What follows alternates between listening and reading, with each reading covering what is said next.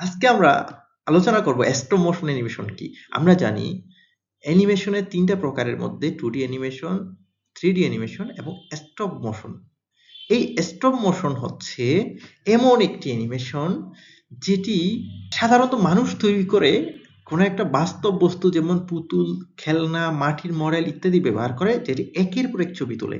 সেটার ১ম অবস্থায় একটা ছবি তোলে, দ্বিতীয় অবস্থায় আরেকটা ছবি তোলে, তৃতীয় অবস্থায় আরেকটা ছবি তোলে। এভাবে ৩, ৪, ৫, ১০ এভাবে ছবি তুলতে, তুলতে দেখা যাচ্ছে সবগুলা ছবি যখন একত্রিত করে একটা ভিডিওতে রূপান্তরিত হয়। এই ধরনের অ্যানিমেশন কিছু ধরন আছে যেমন ক্লে অ্যানিমেশন। ক্লে মানে হচ্ছে আমরা জানি মাটি দিয়ে যদি আমরা কোনো একটা বা প্লাস্টিক দিয়ে যদি আমরা কোনো একটা বস্তু তৈরি করি, সেই বস্তুকে বিভিন্ন ধরনের চরিত্র বা বিভিন্ন ধরনের গঠন দিই।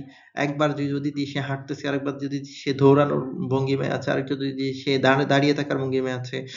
এই ধরনের আরকি সবগুলা ভঙ্গিমা একসাথে করলে তখন আমরা তাকে একটা গতি দিতে পারি। পাপেট অ্যানিমেশন এ আমরা যদি বলি যে বিভিন্ন ধরনের আঠালো বা কাঠের কাপড়ের তৈরি যদি পুতুল ব্যবহার করে যদি ঠিক সেম টু সেম কাজটা করি, অ্যানিমেশন করি, তখন সেটা হবে puppet animation. Cut out animation এর ক্ষেত্রে এটি হচ্ছে কাগজ, কার্ডবোর্ড মানে মোটামুটি কেটে যেই অ্যানিমেশনটা তৈরি করি। কাপড় দিয়ে আপনি একটা পুতুল বানালেন, কাপড় দিয়ে আপনি একটা বিড়াল বানালেন, কাপড় দিয়ে একটা বানালেন, তাকে বিভিন্ন ভঙ্গিমা দিলেন।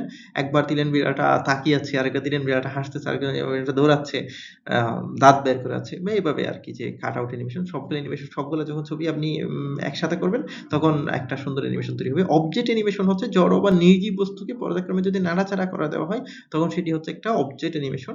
মেকানিক্যাল অ্যানিমেশন আমরা জানি যে বিভিন্ন ধরনের 3D সফটওয়্যারের মধ্যে মেকানিক্যাল অ্যানিমেশন হয় যেখানে গিয়ারের ব্যবহার হয়।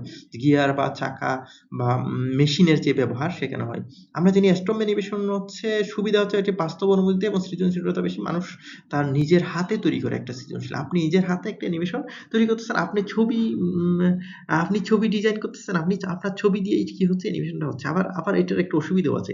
অসুবিধার মধ্যে হচ্ছে এটা সময় সাপেক্ষ এবং এটা তৈরিতে খুব ধৈর্যের প্রয়োজন। খুব ধীরে সুস্থে এই স্টপ মোশন অ্যানিমেশনটা তৈরি করতে হয়। কারণ আপনি প্রত্যেকটা প্রত্যেকটা স্টেপে আপনি উম এই অ্যানিমেশনটা তৈরি করতেছেন। সেইজন্য ধন্যবাদ সবাইকে। এটি হচ্ছে স্টপ মোশন সম্পর্কে বিস্তারিত যে কি ধরনের স্টপ মোশন আছে।